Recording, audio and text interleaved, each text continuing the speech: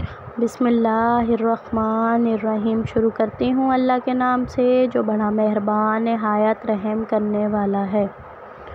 ابو احوص سلام بن سلیم نے اسود بن قیس سے، انہوں نے حضرت جندب بن سفیان رضی اللہ تعالیٰ عنہ سے روایت کی، کہا کہ میں نے عید الاضحیٰ رسول اللہ صلی اللہ علیہ وآلہ وسلم کے ساتھ پڑھی۔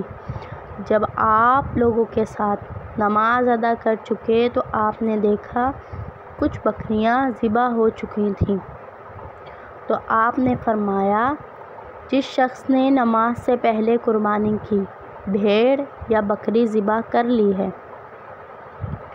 وہ اس کی جگہ ایک اور بکری ذبح کرے، اور جس نے اب تک ذبح نہیں کی وہ اللہ کے نام پر ذبح کرے۔